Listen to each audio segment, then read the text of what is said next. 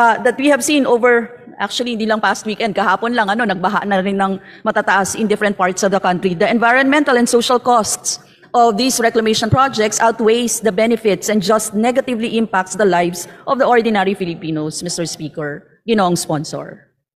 Mr. Speaker, hindi po, Your Honor, I'm sorry, but I do not agree that the reclamations in Manila Bay, consisting only of 3% of the whole of Manila Bay, will inundate the Manila Bay to the extent. Wala hong nagbabackfire na tubig galing sa Las Piñas, sa Pasay. Wala hong nakita. There was flooding the other day, Mr. Speaker, Your Honor, dito sa EDSA. Hindi nga ako madaan, stranded ako ng 2 oras kasi merong naglagay ng bato doon sa drainage. Nung tinanggal ang bato, Mr. Speaker, Your Honor, nakalagpas ako. Alas 2 ng madaling araw na po ako, Mr. Speaker, Your Honor, nakatulog. Pero hindi po totoo na yung reclamation po doon sa Manila Bay ang cause of flooding. I'm sorry, Mr. Speaker, Your Honor. This representation, I'm not saying the DNR, but this representation will not agree to the fact that the reclamation caused so much flooding. It is the climate change, yung pagbagsak po ng ulan in a particular place na dapat ang isang ulan sa isang buwan, bumagsak doon sa lugar na yon, binagsak ng 1 linggo. Kaya meron tayong flooding, Mr. Speaker. Mr. Speaker, I move that we recognize Representative Arlene Brosas of the Gabriela Party List. The lady from the party list, Gabriela, the Honorable Arlene Brosas, is recognized for your interpellation. Thank you, Mr. Speaker. Maraming salamat, Mr. Speaker. Will our good sponsor yield to some questions, Mr. Speaker? Of course, my dear, Your Honor.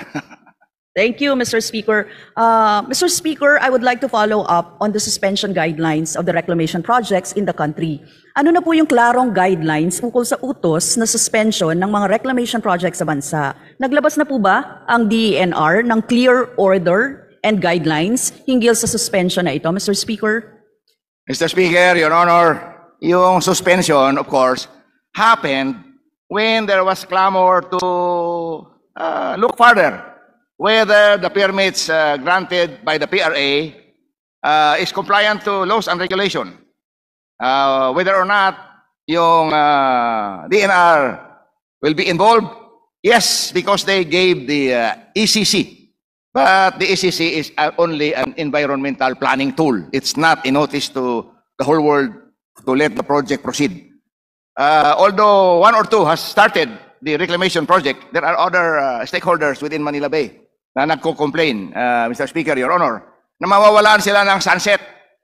Tingin ko hindi naman environment yun, Mr. Speaker.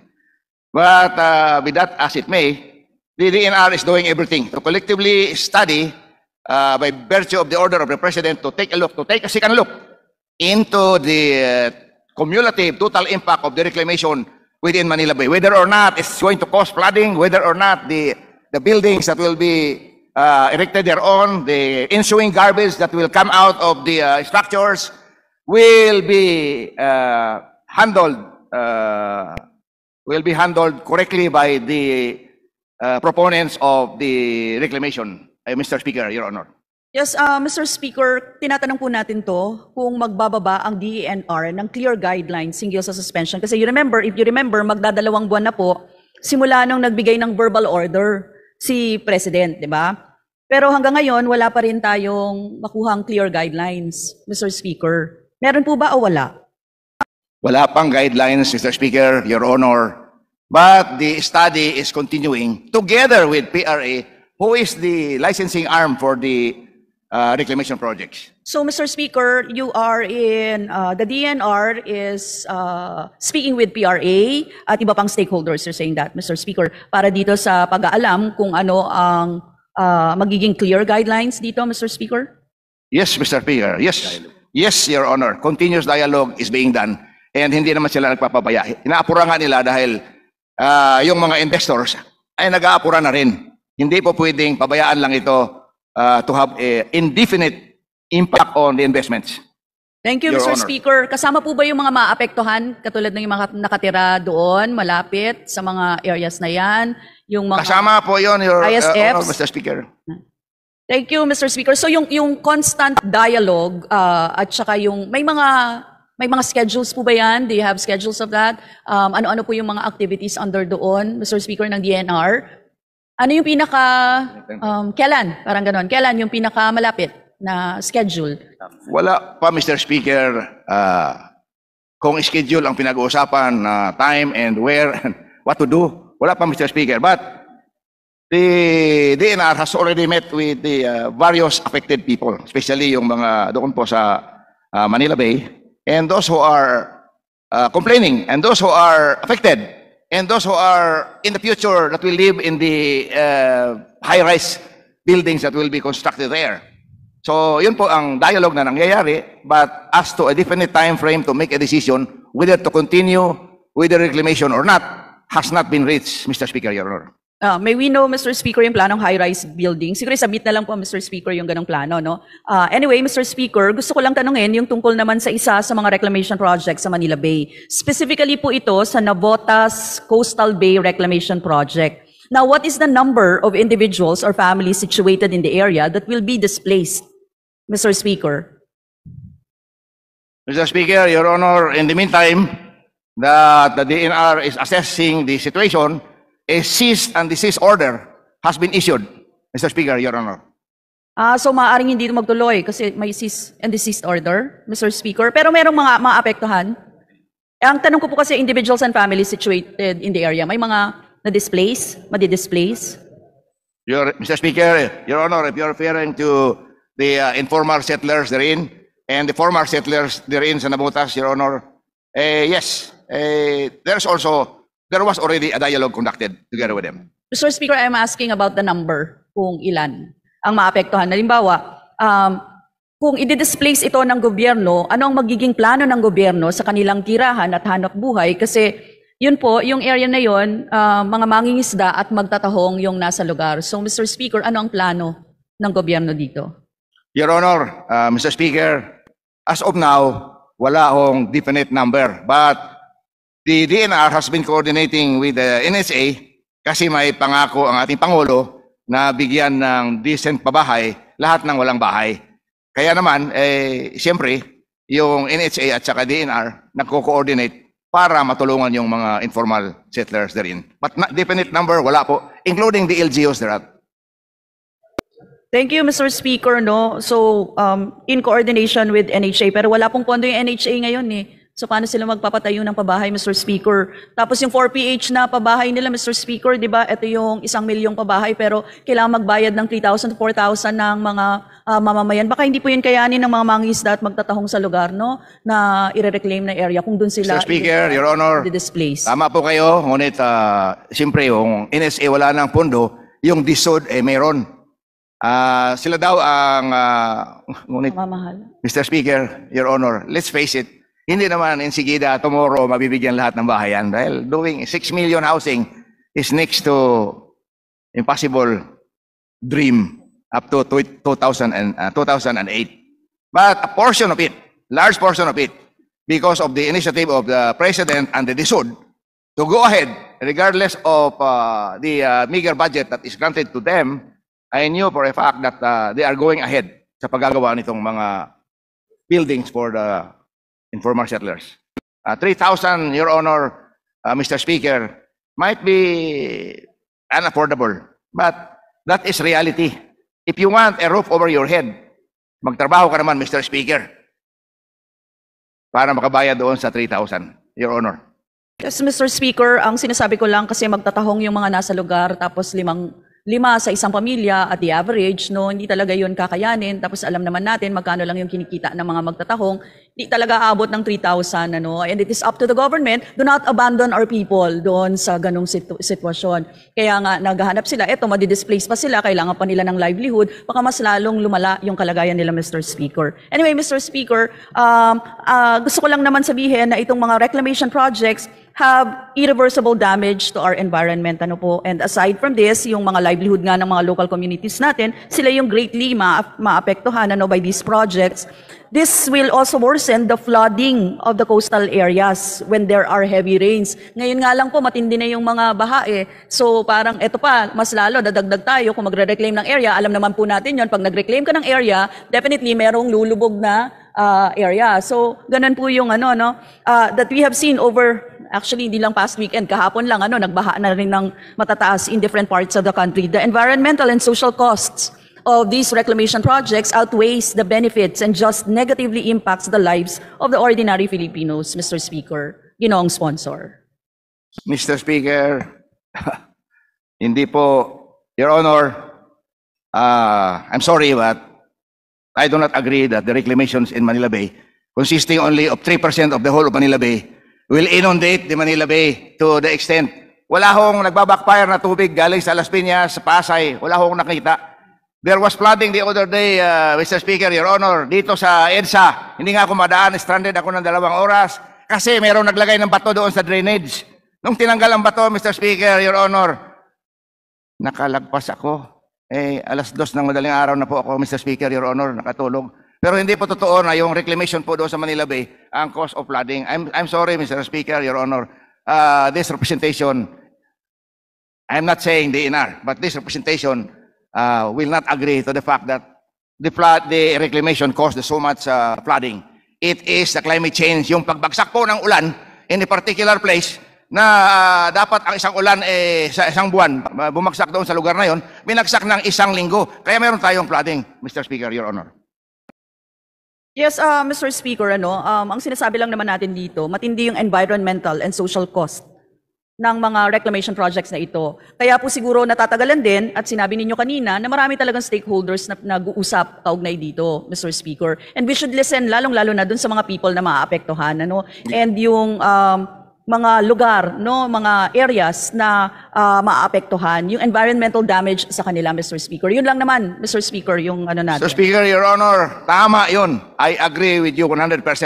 Doon po sa social cost. Kung yung traditional fishing grounds nila ay napuno na po ng panambak, ginawa na pong reclamation, mahirapan po kasi maliliit lang yung bangka nila. They could not go further.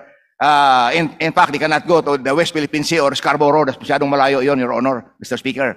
Ngunit yung social and economic benefits naman is being weighed very carefully by the Department of Environment para po mabigyan ng lunas naman ang mga investor at at the same time taking into consideration ang mga pangangailangan ng ating mga kapatid na naapektado po doon sa reclamation. Your Honor, Mr. Speaker. Yes, thank you, Mr. Speaker. Mukhang may rejoinder naman yung ating sponsor kaugnay sa mga maapektuhan ng mga mamamayan natin. Anyway, Mr. Speaker, on my next question, last March 16, 2022, the EMB, Bicol Regional Director, signed the issuance of the cease and desist order by the DNR. What documents were initiated by the DNR, EMB, and DPWH in order to comply with Presidential Decree 1586 and other statutory provisions? Kaugnay po to sa Balud del Norte, Cota, Nadako, Cogon Reclamation cum Coastal Road Shore Protection Projects. Bicol. Mr. Speaker, Your Honor, sa Bicol po ito. Bicol.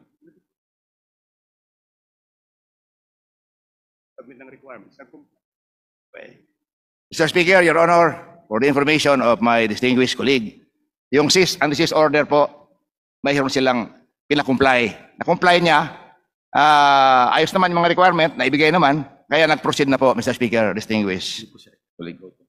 Road construction po yon, hindi reclamation. Mr. So nag-proceed, Mr. Speaker, hindi nagsagawa ng environmental impact assessment sa apektadong lugar? When the ECC is already issued, the IEC precedes the ECC, Mr. Speaker, Your Honor. So may ECC na to, Mr. Speaker? Opo, Mr. Speaker. Mr. Speaker, I would like to ask if there was any documented consultation with the affected stakeholders of these projects by the DNR or the DPWH.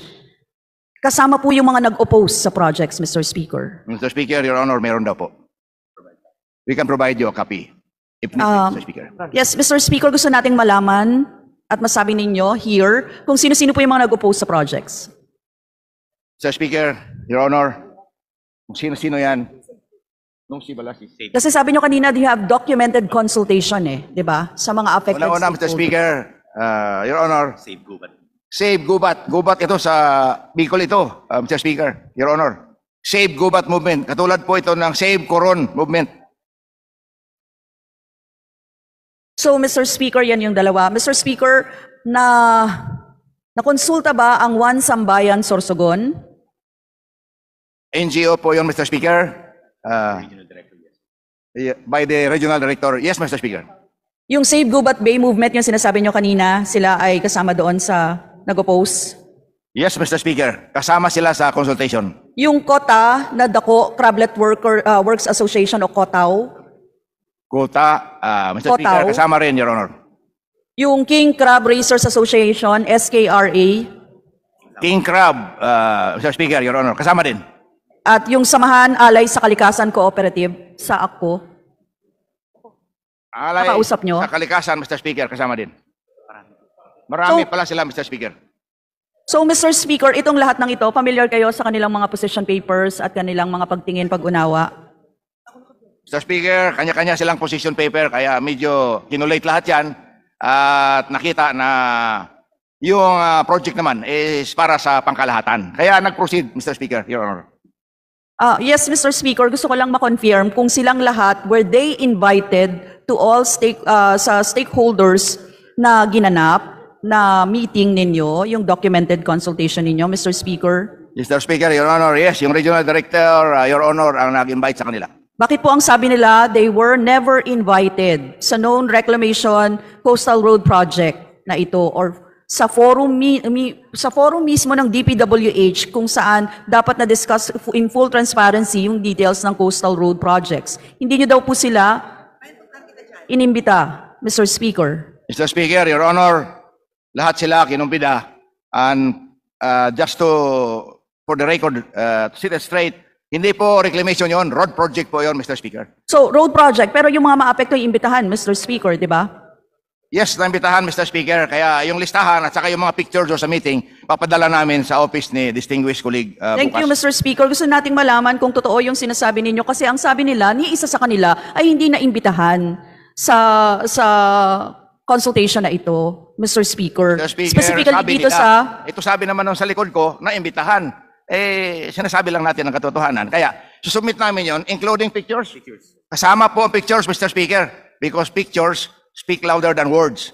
Yes. Thank you, Mr. Speaker. Mr. Speaker, Your Honor. oo. We will appreciate it, Mr. Speaker, na makuha yung mga ano. Anyway, Mr. Speaker, magkakaroon pa ba ng mga consultations dito? Gusto rin nating malaman in the immediate. Mr. Speaker, tuloy na kasi yung project, so sa monitoring na lang. Kung sa implementation ng project, it will cause flooding, it will cause various environmental impacts, pahirapan yung kababayan natin doon sa gubat. Hindi sa forest, sa gubat, Sorsogon. Sorsogon. Okay, Yes. Mr. Speaker. Pareho po tayo ng pinag-uusapan. Maraming salamat, Your Honor, at we will do Yes, all Mr. the necessary in order to satisfy whatever are still the complaints. for Yes, the Mr. particular- Speaker, as early as now, I am asking for the environmental impact assessment. Kasi ang sabi po ng ating mga stakeholders doon, concerned stakeholders natin doon, na nagsabi ng strong opposition to these coastal road projects, they were not given any EIAs. So, Mr. Speaker, I'm sure ready kayo, di ba? Kasi nandyan naman at pinag-uusapan natin ito, Mr. Speaker. Can we have a copy of the EIA, Mr. Speaker? Yes, Mr. Speaker, Your Honor, kailangan meron talagang AIC. Hindi lalabas yung ACC kung walang AIA. Now, kung piniki lang yung AIA ng regional director, kukulong natin, Mr. Speaker, yung director. Thank you very much, Your Honor. Thank you, Mr. Speaker. Now, Mr. Speaker, why did the DENR, EMB issue an ECC to these DPWH-led projects 2 months after the issuance of the cease and desist order, Mr. Speaker? Mr. Speaker, Your Honor, nag-comply po sila doon sa mga hinihinging requirement doon sa cease and desist. Hindi naman po pwede, Mr. Speaker, na ang cease and desist, ayun na yun talaga eh. Kasi you have to give a way out. Kasi government project din po ito, Mr. Speaker. So if the impact to the environment is not that great, and the social impact to the local inhabitants thereat is also mitigated, Mr. Speaker, Your Honor, the project must proceed, especially tayo po, Mr. Speaker, ang gumawa ng budget para doon sa public works na yun. Mr. Speaker, Your Honor. So, nag-comply sila, Mr. Speaker? Nag-comply, Your Honor. Thank you, Mr. Speaker. Mr. Speaker, again, katulad ng sinabi ko kanina, ang pagsasagawa po kasi ng buong reklamasyon at mga coastal projects, para sa atin po ay higit nakakasira sa pamumuhay ng mga komunidad. Yung reclamation at coastal projects sa baybayin ng Gubat at Sorsogon Bay ay isang malaking banta sa hanap buhay ng maliliit na mangingisda, mag-aalimango at mud crab sector sa ating bansa. Kasi mostly po yun yung mga nakatira doon eh. Sila ang madi-displace kapag nilagyan mo ng coastal road doon sa ng road doon sa gitna. So saan sila pupunta. It's either madidisplay sila na medyo malayo-layo dun sa coast o di kaya yung malapit sa coast, hindi na rin naman ganun kaganda kasi maapektuhan rin naman yung kanilang pangingisda doon. And Mr. Speaker, pinakita naman nila yung kanilang very sustainable, maliit lang na community, pero very sustainable para sa mga mangingisda. Kaya inilalaban talaga nila na magkaroon sila ng espasyo na ganun. Na wag naman sakupin ng coastal road yung pangunahin nilang pinagkukunan ng hanap buhay. So ito ay mga maliliit pong mangingisda. Sa sako na nga lang nila nilalagay yung kanilang mga protesta para lang sabihin sa atin, to the national government, na wag naman silang pabayaan ng ganun.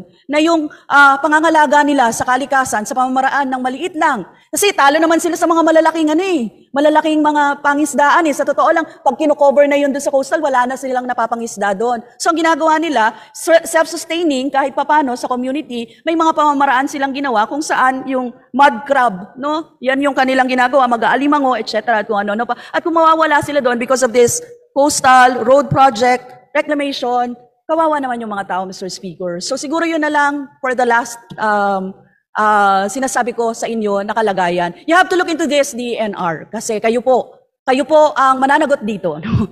Kapag tayo ay nawalan ng mga katulad na gano'n, at hindi natin may paglaban kahit yung mga